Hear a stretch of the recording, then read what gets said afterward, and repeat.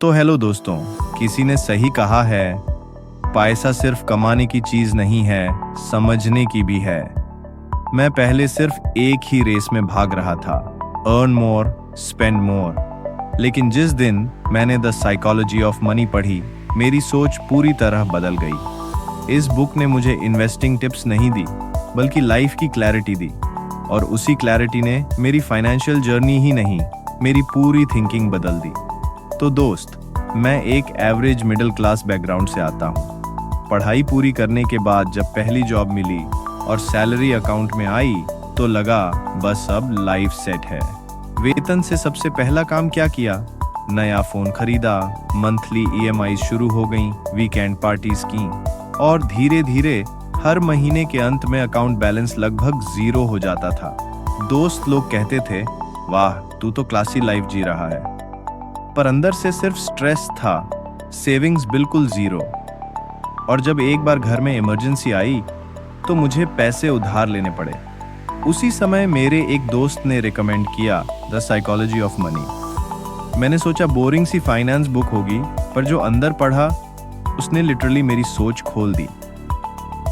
तो इस वीडियो में हम जानेंगे 5 ऐसे मनी लेसन्स जो आपके लिए बहुत इंपॉर्टेंट होंगे।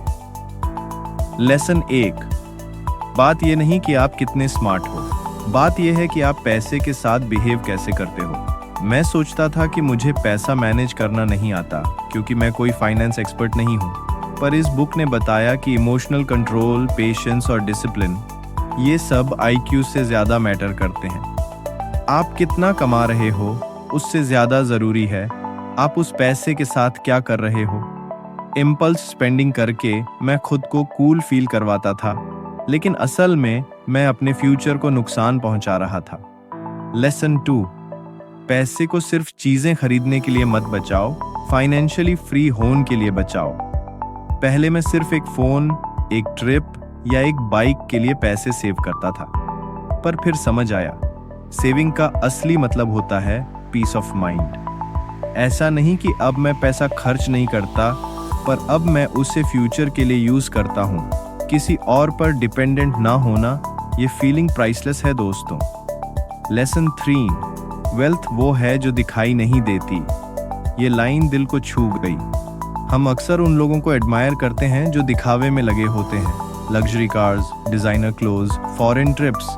पर असली वेल्थ वो होती है आपके बैंक अकाउंट में क्वाइटली पड़ा वो पैसा, जो आप किसी को दिखाते नहीं। अब मैं हर बार स्पेंडिंग से पहले खुद से एक सवाल पूछता हूँ, क्या मैं रिच फील करने के लिए ये कर रहा हूँ या रिच दिखने के लिए? बिकॉज दोनों में बहुत फर्क है। लेसन 4, आपको बड़ी जीत नहीं चाहिए, बस बड़ी हार से बचना है। पहले मैं हाई रिस्क स्टॉक्स में पैसा डाल देता था, क्रिप्टो में बिना समझे घुस जाता था, बस जल्दी अमीर बनने की कोशिश में। पर इस बुक ने बताया स्लो एंड स्टेडी ही असली ताकत है। अगर आप कंसिस्टेंट हो, पेशेंस रखते हो और स्टूपिड डिसीजंस से बचते हो, तो आप जल्दी अमीर बनने वालों से बहुत आगे निकल सकते हो।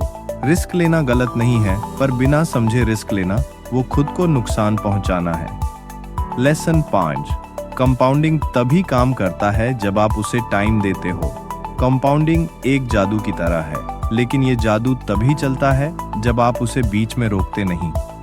अगर आप कंपाउंडिंग की पावर को समझ जाओ, तो आप इतने वेल्थी बन सकते हो जिसकी कोई लिमिट नहीं, जैसे 20 साल तक एसआईपी में इन्वेस्ट करना।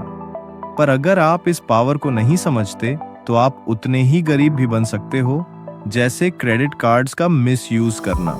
पहले मैं हर महीने नेगेटिव रिटर्न्स देखकर घबरा जाता था। अब मैं इन्वेस्ट करता हूँ, भूल जाता हूँ और बस डिसिप्लिन मेंटेन करता हूँ। इससे क्या होता है, छोटी छोटी अमाउंट्स टाइम के साथ ह्यूज इम्पैक्ट क्रिएट करती है। It's slow but it's real. सबसे बड़ा झटका तब लगा जब मुझे ये रियलाइज हुआ, मुझे ज्यादा पैसा कमाने की जरूरत नहीं थी, मुझे बस अपनी सोच को बदलना था। आज मैं वही इंसान हूँ, लेकिन अब ज्यादा पीस में हूँ, ज्यादा काल्म, ज्यादा साफ। और अब मेरी जिंदगी पैसों के पीछे नहीं भागती, अब मैं पैसों को समझता हूँ। अगर आप भी कंफ्यूज्ड हो, फ्रस्ट्रेटेड हो या फाइनेंशियली स्टक फील कर रहे हो, तो इस चैनल को सब्सक्राइब करो और कमेंट करके बताओ कि अगली वीडियो किस टॉपिक पर चाहिए।